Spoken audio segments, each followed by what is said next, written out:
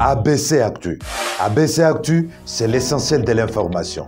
ABC Actu, c'est la politique, l'économie, le social, la culture, la religion, la science, la technologie, le développement et les divers. ABC Actu, l'essentiel de l'information pour vous, FM Prêt.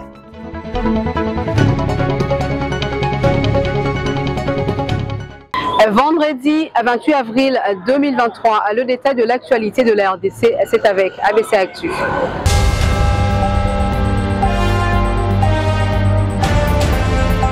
Ouvrons en cette page informative avec le commandant en chef de la force régionale, Jeff Niaga, qui a démissionné de son poste jeudi 27 avril. Dans sa lettre de démission, il a mentionné entre autres une tentative d'intimidation l'ayant visé dans son ancienne résidence. Dans une vidéo dont il est en discussion avec le chef de l'État, Félix Tshisekedi, ces derniers lui reprochaient de favoriser le M23. C'est très dommage que la population s'entraîne un peu. Vous êtes venus pour nous aider, vous n'êtes pas venus pour avoir des problèmes. Donc soyez vraiment attentifs à ça. Soyez attentifs à ça. Posez, répondez aux questions que la population, communiquez avec la population.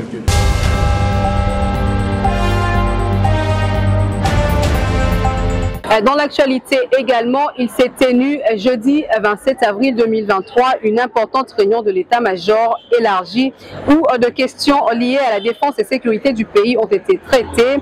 Et dans la même journée, le vice-premier ministre a inauguré le chapiteau de l'état-major général de FRDC. Regardez. Jean-Pierre Bemba Gombo, vice-premier ministre de la Défense nationale et ancien combattant, a présidé jeudi 27 avril 2023 élargie de l'état-major quand lieutenant-colonel Kokolo. D'importantes questions liées à la défense et sécurité ont fait l'objet de cette rencontre qui a réuni autour du vice-premier ministre le chef d'état-major général des FRDC, le lieutenant-général Chiwewe Songesha Christian, accompagné de tout le chef d'état-major, forces terrestres, aériennes et navales. Une réunion qui a duré plus de 2 heures. Juste après, Jean-Pierre Bemba a inauguré le tout nouveau chapiteau de l'état-major général de FRDC. Cette brève cérémonie a été marquée notamment par la coupure du ruban symbolique, lançant par la même occasion les activités de ces chapiteaux moderne qui servira de cadre pour les activités et les cérémonies importantes de l'état-major général des FRDC. Le chapiteau, ouvrage moderne, possède une importante capacité d'accueil estimée à 1750 personnes, spacieux de 800 mètres carrés. Le coût global de sa réalisation est évalué à 400 000 $ américains. Le patron congolais de la Défense a clôturé cette cérémonie d'inauguration par la visite du chapiteau qu'il a apprécié à sa juste valeur.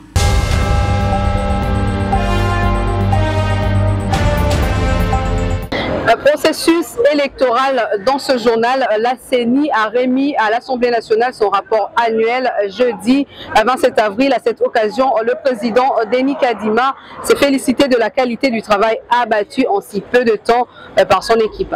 On l'écoute. Nous sommes ici pour rencontrer le bureau de l'Assemblée nationale et c'est ce que nous avons fait pour lui soumettre le rapport annuel des activités de la CENI. C'est un rapport qui couvre la période allant d'avril 2022 à mars de cette année, donc 2023. Et c'est une disposition légale. Nous devons soumettre nos rapports et ça fait partie de la redevabilité. Nous parlons de tout ce que nous avons pu réaliser durant les 12 derniers mois. Bon, les points saillants, il y en a beaucoup. En tout cas, il faut dire que c'était une année remplie d'activités. Il y a des aspects ayant trait à la cartographie des centres d'inscription, mais le gros du travail tourne l'identification et l'enrôlement des électeurs, un exercice qui vient de prendre fin il n'y a pas très longtemps. Et évidemment, il y a des questions aussi d'organisation interne, c'est-à-dire tout ce que la CENI a comme vision, comme mission, comme objectif stratégique, les résultats obtenus durant cet exercice. Donc, sans pouvoir aller dans les détails, je peux seulement vous dire que les résultats sont assez impressionnants pour une équipe qui a été mise en place avec beaucoup de retard nous avons pu réaliser un très grand travail. Aujourd'hui, nous pouvons nous féliciter du fait que si vous prenez le cas, par exemple, de l'enrôlement des électeurs, ça a été fait en un temps record. Et ça, c'est une bonne progression parce que ça signifie qu'à l'avenir, tout le monde saura que ça peut se faire aussi avec un peu plus d'efficacité.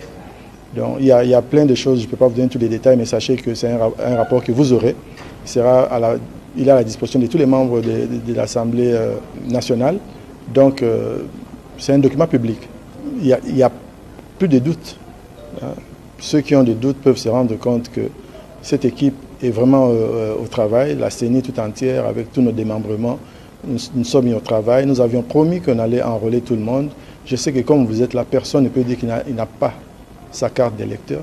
Tout le monde a été en mesure de se faire enrôler. Évidemment, c'est un exercice volontaire. Ceux qui ont voulu se sont fait enrôler. Maintenant, nous sommes dans la dernière phase de la finalisation de la liste des électeurs. Après, on va passer à la loi sur la répartition des sièges. Mais aussitôt après, nous allons commencer à recevoir les candidatures. Donc, nous sommes dans la dernière ligne droite vers les élections. Donc, nous avons atteint le point de non-retour.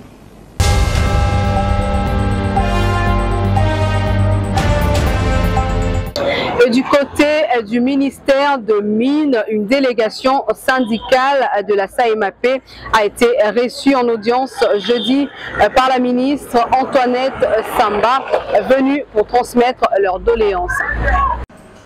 Il ne fait pas bon vivre au sein du comité de gestion du service d'assistance et d'encadrement de l'exploitation minière artisanale et à petite échelle. C'est ce qui ressort de l'entretien que la ministre de Mines, Antoinette Samba Kalambaye, a eu dans son cabinet de travail avec la délégation syndicale du SAEMAP ce jeudi 27 avril 2023. En croire Yves Mongaï Monzango, président de la délégation syndicale du SAEMAP, cette crise est à la base du dysfonctionnement qui règne au sein de ces services spécialisés du ministère de Mines. Ajoutez à cela les arriérés des salaires et la non-mécanisation des anciens agents du SAEMAP. Il y a eu une crise de collaboration entre les membres du comité de direction au sein des SAEMAP.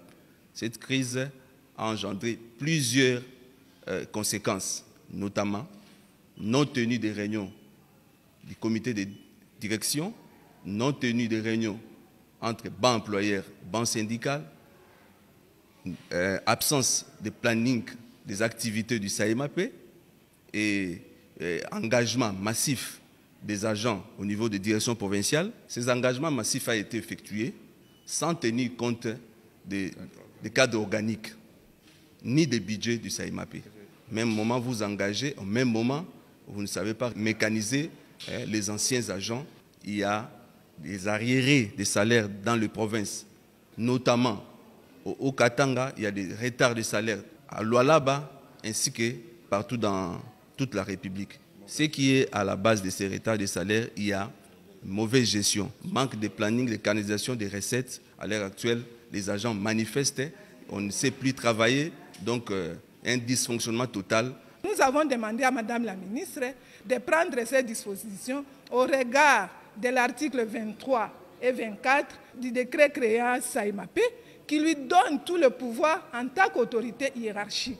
Pour décanter cette situation, la patronne de Mines a promis de mettre sur pied une commission afin d'aboutir à une solution qui puisse créer un climat d'entente en offrant aux uns aux autres de bonnes conditions de travail.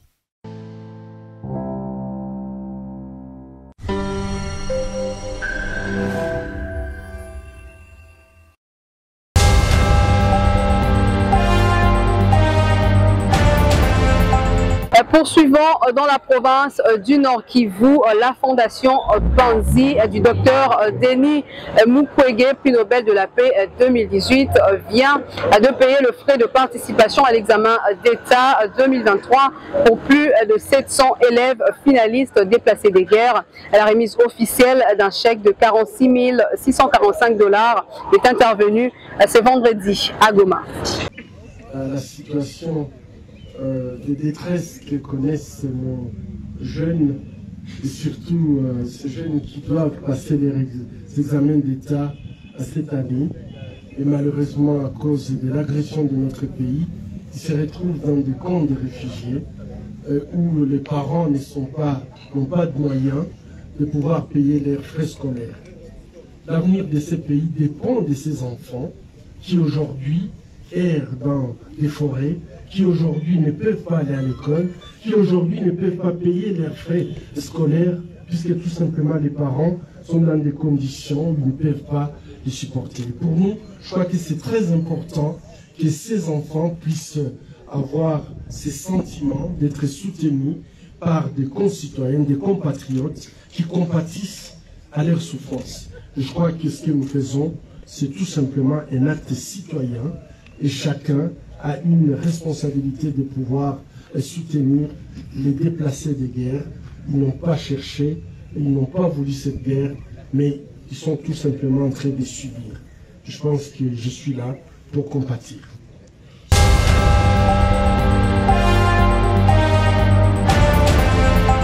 Dans la province du Lualaba, climat des affaires et opportunités d'investissement, retour en image de la mission de la gouverneure Fifi Masuka aux États-Unis. Regardez.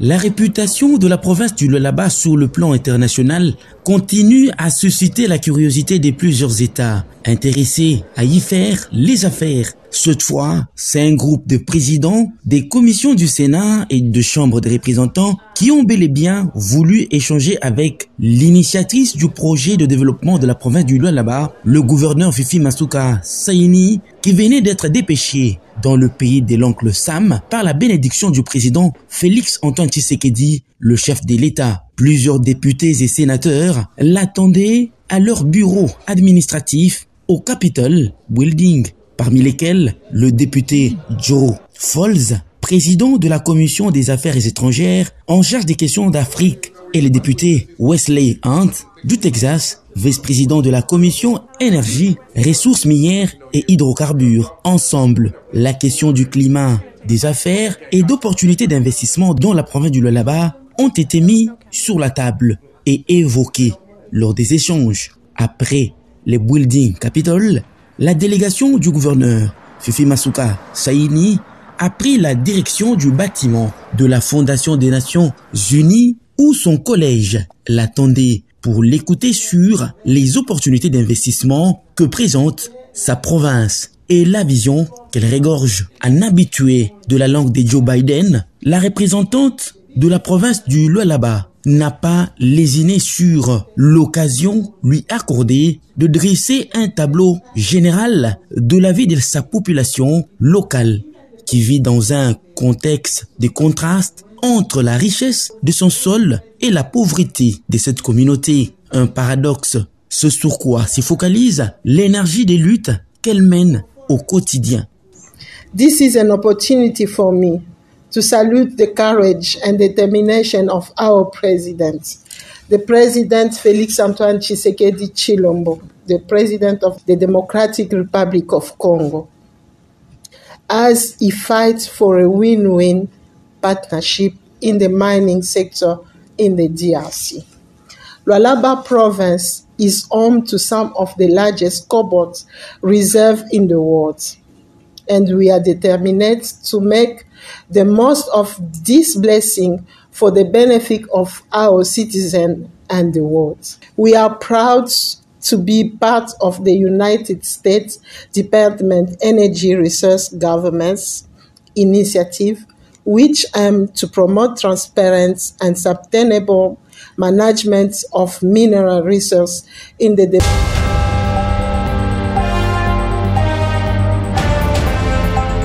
D'une province à une autre, cette fois dans le Lomami, tuerie d'une dame par balle en territoire de Kabinda par un policier en mission de service. Le gouvernement provincial, à travers le ministère de l'Intérieur, a réagi. Regardez. Je viens d'être informé de la situation. C'est en fait une équipe de policiers qui était partie en mission d'arrestation au groupement de Kibongé Lokapé, et sur place là-bas, l'un d'entre eux a tiré sur la dame Jackie Fondi qui a rendu l'âme par la suite.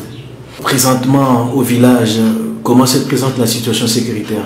Bon, nous savons qu'il y a des services de sécurité qui sont en train de mener les investigations sur place pour essayer un peu de retrouver les auteurs de ce cas et de meurtres qui seraient en train de s'évader alors les services de sécurité sont à leur trousse pour retrouver toute l'équipe qui était partie. Sur 4, il y a déjà 2 qui sont aux arrêts et nous sommes à la recherche de 2 autres pour essayer un peu d'établir les responsabilités. Est-ce que la paix ou les calmes y est?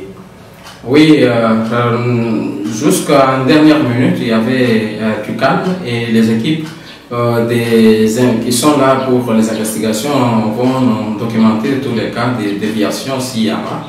Et l'occasion pour nous de prendre des dispositions pour contrecarrer les pires.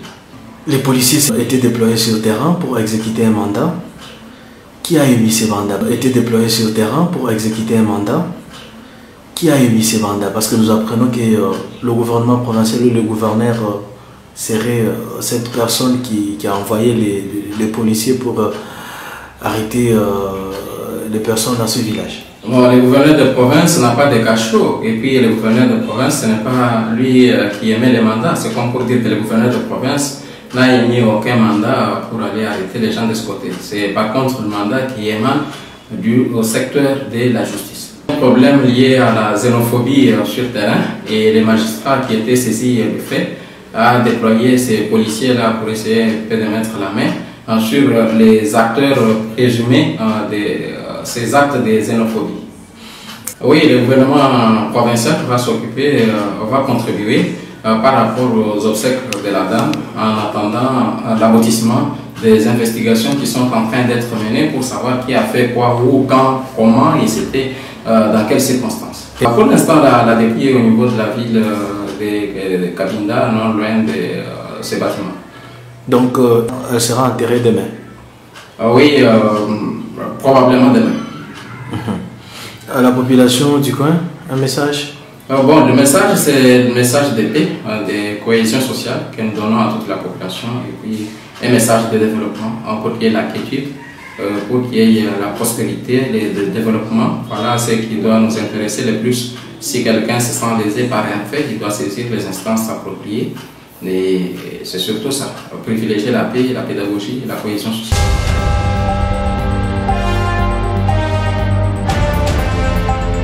Avant de boucler avec ce journal, prenons le sport. Le boxeur congolais Junior Ilunga Makabu et son promoteur Ferdinand Ilunga Luyoyo ont rencontré le ministre de Sport et Loisirs François Kaboulo en toile de fond à le prochain combat de reconquête de la ceinture de champion du monde WBC du Congolais prévu le 30 juin 2023 à Kinshasa.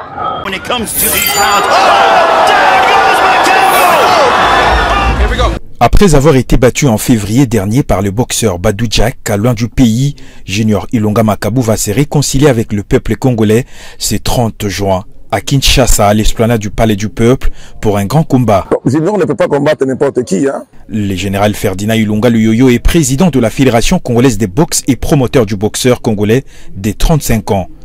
Un champion du monde, on regarde toujours dans le top 10. C'est la WBC qui choisit l'adversaire de Junior Makabu. Dans les top 10, certainement, c'est pas un championnat simple, c'est le championnat du monde. Le pugiliste congolais qui compte 32 combats pour 3 défaites et plus de 15 victoires par KO promet de récupérer la ceinture de la WBC perdue le 27 février dernier face au Suédo-Gambien. Nazana esengo mingi ya kozala koyamba par ministre ya sport. En tout cas, à soutenir nga. Et nous assure que makambo nyonso tosololi kokisama nazali kosenga na bakino nyonso kaka ndenge na prometaki bino ke ceinture wana ekozonga na mboka et nazali kosenga bino ke ceinture wana ekosenga na mboka yango nazosenga bino boya ebele le 30 juin po botala ndenge Junior azosala comeback na ye après combat wana nde ceinture ezosalama awa lisusu na mboka na biso. Junior Makabu à chaque fois il se prépare 7 à 8 semaines avant combat. Raison pour laquelle mon ministre Lelo Ayambi a passé accord ensemble la fédération va travailler pour la continuer dans un camp de préparation d'ici la semaine prochaine. Le natif de Kananga va retrouver Kinshasa pour la 3e fois après le Shark Club face au Polonais Michael Cieslak en février 2020 et les studios Maman Ngebi la même année face au Nigeria Olanruwaju Djurodola. Place à un autre combat avec l'un des grands noms de la boxe qui sera connu dans le prochain jour.